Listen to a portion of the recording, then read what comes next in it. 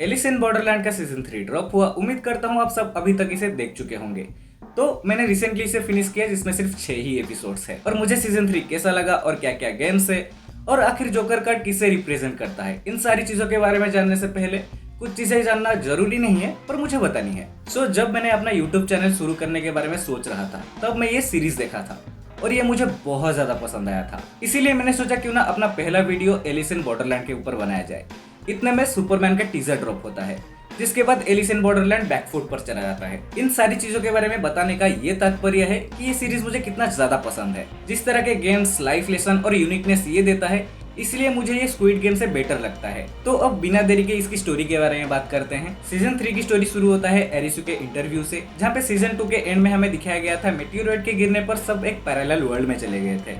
यहीं पे वो उसी के बारे में बात कर रहा होता है पर उसे कुछ सही से याद नहीं है और उस मेटियोराइड के गिरने के बाद जो भी सर्वाइवर्स बचे थे वो सब उसी गेम के बारे में बात कर रहे थे। अब उस इवेंट को कुछ साल बीत चुका है, एरिसु और उसागी का शादी हो चुका है और आरिसु भी एक रेस्पॉन्सिबल हस्बैंड बन चुका है, पर अभी भी वो उस इवेंट को भूल नहीं पाए हैं और उसागी को अपने फादर का ड्रीम आता रहता है, इसलिए वो थोड़ा परेशान नजर आती है। यहाँ पे ryuji नाम के एक प्रोफेसर होता है जो डेथ और आफ्टर लाइफ के रिसर्च में बहुत ज्यादा ऑब्सेस्ड था और उसका ये ऑब्सेशन और ज्यादा बढ़ गया जब उसके वजह से उसका एक स्टूडेंट का मौत हो गया। तो वो बैंडा के कहने पर उसागी को टारगेट बनाता है। बैंडा जो पिछले सीजन का सर्वाइवर था और उस बॉर्डरलैंड का सिटीजन बन गया था। ryuji जिसे डेथ और आफ्टर लाइफ के बारे में जानना था, बैंडा उसे कहता है तू उसागी को बॉर्डरलैंड में ले आ और उसे मार दे, जिसके बाद मैं तुझे सारी चीजें बताऊंगा जिसके बारे में तू जानना चाहता है। जहाँ पे वो पहले जाके उसे मिलता है और उसे धोखे से एक लिक्विड जैसा कुछ देता है, जिसके बाद वो वापस उस बॉर्डरलैंड के वर्ल्ड में पहुंच जाती है, जबकि उसकी बॉडी रियल वर्ल्ड में होती है पर पैरेलल स्टेट में। तो यहाँ पे जिन लोगों ने ये सीरीज नहीं देखा है उनको समझाने के लिए मैं थोड़ा इसे एक्सप्लेन करने की कोशिश करता हूँ। तो सपोज हम जिस वर्ल्ड में रह रहे हैं, यहाँ पे ऐसा कुछ डिजास्टर होगा जिस वजह से हम उस स्टेट में पहुंच जाएंगे जो डेथ और लाइफ के बीच में हो। तब जाके हम उस बॉर्डरलैंड के वर्ल्ड में पहुंचते हैं और हमें बहुत सारे गेम्स खेलने पड़ते हैं और उस सारे गेम्स को जीतने के बाद हम इस वर्ल्ड में जिंदा हो पाएंगे। अगर एक भी गेम हारे तो उस वर्ल्ड में भी मारे जाओगे और इस वर्ल्ड में भी जान से हाथ धोना पड़ेगा। तो अब स्टोरी पर वापस आते हैं।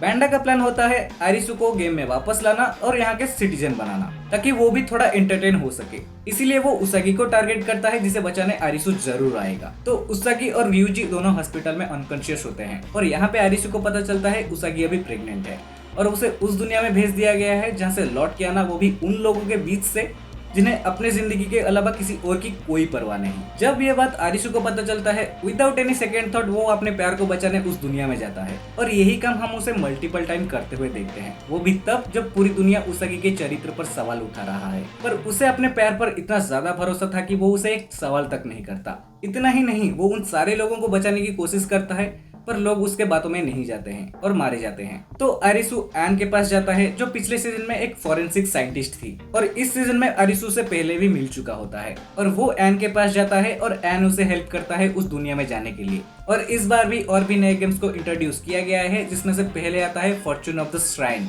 लिटरली 100 मिलियन फायर एरो जब शूट करता है वो भी पहले गेम में, जो पिक करता है ना भाई, देखने में मजा आता है। देन एक वो ट्रेन वाला game zombies versus human game जो हमें ट्रेलर में भी देखने को मिला था। फिर kick the can, tower of Bingo और एंड में जोकर स्मैश। ऐसा कोई भी गेम नहीं है जो तुम्हें इजी लगे। जोकर स्मैश में स्क्विड गेम की तरह इसमें भी उसागी के बच्चे को भी प्लेयर काउंट किया जाता है, बस डिफरेंस ये है कि उसागी का बच्चा अभी पैदा भी नहीं हुआ है। इस गेम के एंड में 7 लोग ही बाहर जा सकते हैं, जहाँ पे आरिसु खुद को सैक्रिफाइस करने की डिसाइड करता है। बैंडा का प्लान होता है उसागी को ryuji के हाथों मारना, जिसके बाद आरिसु का रियल वर्ल्ड में लौटने की वजह ही खत्म हो जाए और वो बॉर्डरलैंड का सिटीजन बन के रह जाए। जिसके बाद यहाँ पे मैनमेड डिजास्टर होता है और फ्लोर में उसागी और ryuji बह जाते हैं। यहाँ पे बैंडा को मार दिया जाता है गेम्स के रूल्स को ब्रेक करने के लिए। देन हमें बॉर्डरलैंड के वॉचमैन को दिखाया जाता है और इस कैरेक्टर को प्ले किया है केन वतनाबे, जिन्हें अब बैटमैन बिगिंस, इंसेप्शन और गॉडजिला में देखा होगा। वॉचमैन आरिसु के साथ एक लास्ट गेम खेलता है जिसमें 2 कार्ड्स होता है, जिसमें से एक आरिसु को चूज करना है। अगर वो जोकर कार्ड निकला तो आरिसु के लिए डिसीजन वॉचमैन लेगा,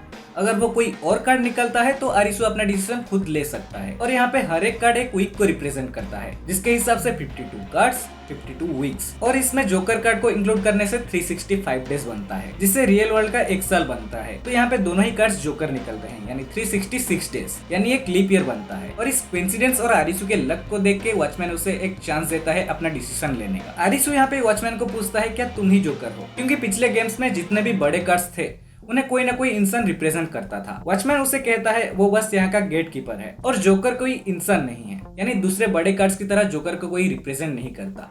वो खेल के बाहर एग्जिस्ट करने वाला एक ब्रिज की तरह है जो रियल वर्ल्ड को बॉर्डरलैंड के साथ कनेक्ट करता है। और जब कोई प्लेयर सारे कार्ड्स के गेम्स को कंप्लीट कर देता है तब वॉचमैन का काम है उन्हें ये बताना बॉर्डरलैंड की दुनिया लाइफ और डेथ के बीच की दुनिया है। वॉचमैन यहाँ पे अरिसु को कहता है डेथ जहाँ पे इंसान को एक ना एक दिन आना ही होता है और इसके बाद इंसान को कोई भी पेन नहीं होता है। या तो तुम इस भंवर में कूद के अपनी जान दे दो या फिर अपनी दुनिया में लौट जाओ, पर वहाँ पे तुम्हें अपनी बीवी और बच्चे मिलेंगे या नहीं इसका कोई गारंटी नहीं। अरिसु जो दूसरों को जीने के लिए इंस्पायर करता है वो उसे कहता है भले ही डेथ के बाद कोई पेन ना हो और यहाँ पे कोई खुशी भी नहीं है और लाइफ में भले ही पेन हो यहाँ पे तुम हर तरह के इमोशंस को एक्सप्रेस कर सकते हो और एंजॉय कर सकते हो। उसके बाद अरिसु उसागी को लेकर रियल वर्ल्ड में जाने की डिसाइड करता है, जिसको देख के वॉचमैन इंप्रेस होता है और कहता है इसीलिए तुम बाकी लोगों से अलग हो। इतने में उसागी की चिल्लाने की आवाज आती है और ryuji उसे भंवर में ले जाने की कोशिश कर रहा है। अरिसु उसागी को बचाने जाता है और ryuji को अपने पास्ट में किए गलती का गिल्ट होता है और वो उसागी को अरिसु के पास छोड़ के खुद को सैक्रिफाइस कर देता है। अरिसु और उसागी रियल वर्ल्ड में लौटने के बाद अपने बच्चे की नाम सोच रहे होते हैं और यहाँ पे हमें एलिस इन बॉर्डरलैंड के ओजी कैरेक्टर्स को दिखाया जाता है, जिसमें शिशिया, अगोनी और बाकी कैरेक्टर्स को भी दिखाया जाता है। उसके बाद दिखाया जाता है सीजन 3 के एंड में जो कैरेक्टर्स बचे हुए थे वो लाइफ में आगे बढ़ चुके हैं। फिर वॉचमैन ने एक हिंट दिया था बहुत जल्द बॉर्डरलैंड में बहुत सारे लोग आने वाले हैं। वहीं हमें लॉस एंजलिस का न्यूज दिखाया जाता है जिसमें दिखाया जाता है दुनिया भर में नेचुरल डिजास्टर का आना शुरू हो चुका है और ये सब टेक्टोनिक प्लेट्स के खिसकने से हो रहा है। हमें अमेरिका का एक कैफे दिखाया जाता है जहाँ पे दो दोस्त एक गेम के बारे में बात कर रहे हैं और इस सीन को देख के ऐसा लगता है यहाँ पे कुछ बहुत बड़ा होने वाला है। जो तूफान की पहले की शांति होती है ना, इस सीन में वो फील होता है। उसके बाद यहाँ पे एक वेट्रेस को दिखाया जाता है जिसका नाम है एलिस और यहीं पर नेटफ्लिक्स की one of the best series and हो जाता है। तो अरिसु को इंग्लिश में एलिस कहा जाता है। इसका मतलब है जो एलिस इन बॉर्डरलैंड का अमेरिकन वर्जन आने वाला है इसमें मेन कैरेक्टर फीमेल होने वाला है। खैर इसके बारे में अभी तक कोई कंफर्मेशन नहीं है, जब आएगा तब इसके बारे में बात करेंगे। तब तक के लिए अब चैनल को सब्सक्राइब करें और देखते रहें दी SR सेज।